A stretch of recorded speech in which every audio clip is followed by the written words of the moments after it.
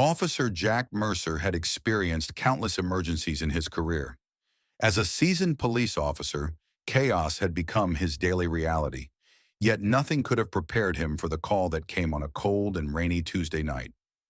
Unit 42, respond to a 911 call. Caller reports an intruder. Caller is a minor, approximately 7 years old. Location, 35th and Maple Street. The dispatcher's voice crackled through the radio. Jack gripped the steering wheel tighter as he repeated the address. There was something eerily familiar about the location. Without hesitation, he turned on the sirens, his mind racing. When he arrived, the modest home looked dark and unassuming, its front porch light flickering due to the rain. Jack parked his patrol car, stepping out into the cold drizzle. He could feel a strange tension in the air as he approached the door. "Police! Is anyone inside?" he called out after knocking firmly. A faint, trembling voice came from behind the door. "Help me, please, he's still here." The voice was small, scared, but oddly familiar.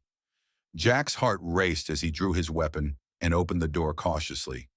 The house was quiet except for the sound of rain tapping against the windows. Inside, the furniture was sparse but tidy, and the faint smell of damp wood lingered in the air.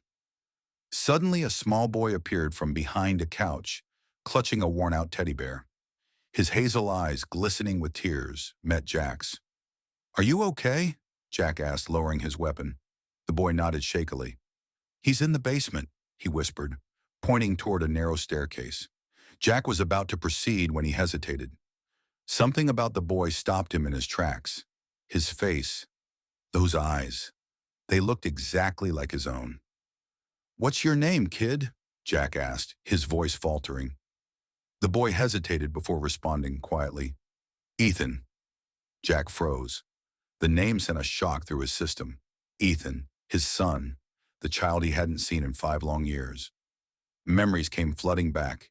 His bitter divorce from Rachel, Ethan's mother, and the day she left with their son, cutting all communication. Jack had buried himself in work to cope with the pain, convincing himself that letting them go was for the best. Now here Ethan was, standing before him, scared and alone. Jack knelt to the boy's level. "Ethan, it's me. I'm your dad." Ethan's eyes widened in recognition, but his small face hardened with confusion. "Dad?" he whispered. "Why didn't you come for me?"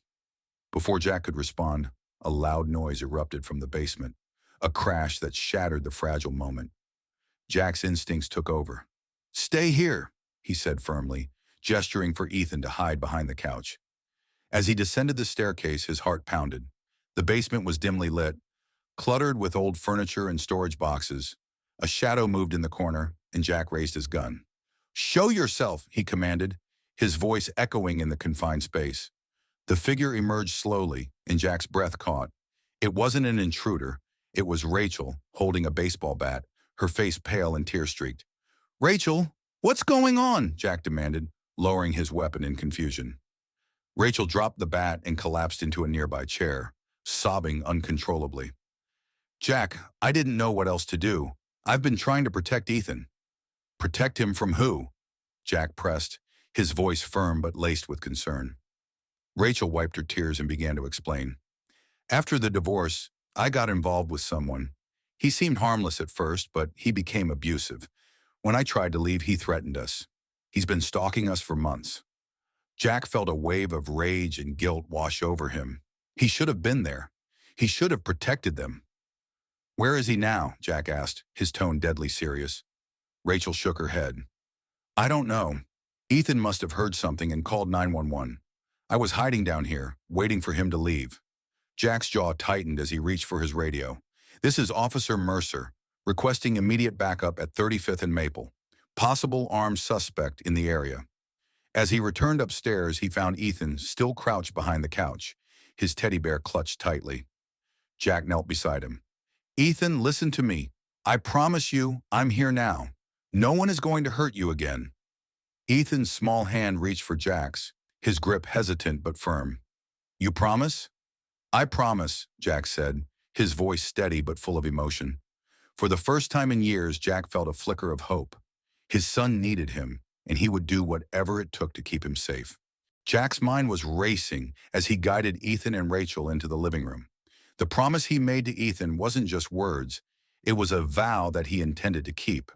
He locked the doors, double-checked the windows, and waited for his backup to arrive. The rain outside had intensified, creating a haunting backdrop to the unfolding drama. Rachel sat on the worn-out couch, trembling as she cradled her head in her hands. Ethan stayed close to Jack, his small hand never letting go of his father's. "Rachel," Jack began cautiously, "you should have called me the moment this started." "Why didn't you?" Rachel looked up, her face pale and worn. "Do you think I didn't want to? Jack, you weren't there when we needed you. I thought, I thought you didn't care anymore." Jack flinched at her words, the guilt settling heavily on his shoulders. "I made mistakes," he admitted, "but I'm here now, and I'm not going anywhere." Before Rachel could respond, a loud bang came from outside, a sharp, forceful sound that made the walls shudder. Jack's instincts kicked in immediately. He motioned for Rachel and Ethan to stay low. "Get into the kitchen and lock the door behind you," Jack instructed, his tone calm but firm.